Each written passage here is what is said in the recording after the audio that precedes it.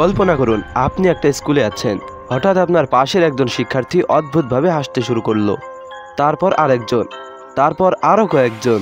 কিছুক্ষণের মধ্যে পুরো স্কুলই হাসিতে ফেটে পড়ল।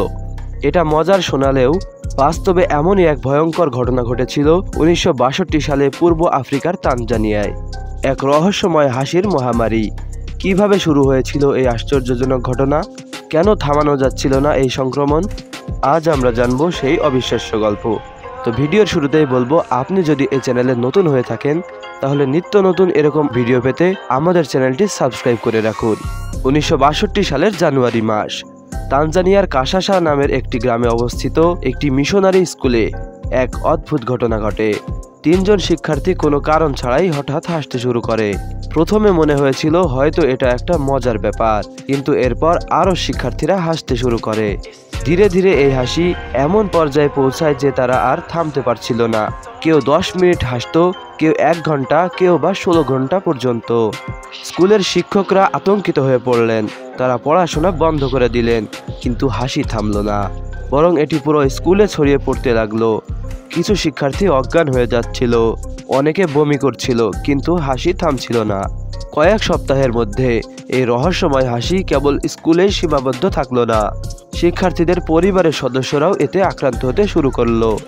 হাসির সংক্রমণ ধীরে ধীরে আশপাশের গ্রামগুলোতেও ছড়িয়ে পড়ল। সব মিলিয়ে প্রায় 1000 জন মানুষ আক্রান্ত হয়ে গেল। পরিস্থিতি এতটাই ভয়াবহ হয়ে গেল যে কর্তৃপক্ষ স্কুলটি বন্ধ করে দিতে বাধ্য হলো, কিন্তু তাতেও কাজ হলো না। হাসির এই মহামারী পুরো অঞ্চলে ছড়িয়ে পড়তে লাগলো। এটা কি সত্যিই কোনো ভাইরাস বা ব্যাকটেরিয়ার সংক্রমণ ছিল? না, এটি ছিল ম্যাস হিস্টেরিয়া বা সাইকোজেনিক ইলনেস। গবেষকরা বলেন এই স্কুলের শিক্ষার্থীদের মধ্যে প্রচণ্ড মানসিক চাপ ছিল।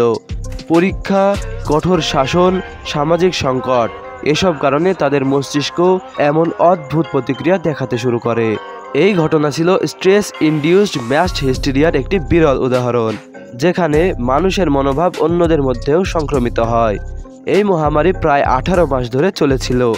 শেষ পর্যন্ত যখন গ্রামবাসীরা বিষয়টিকে স্বাভাবিকভাবে নিতে শুরু করলো এবং আতঙ্কিত হওয়া বন্ধ করলো, তখন ধীরে ধীরে সংক্রমণও কমে এলো।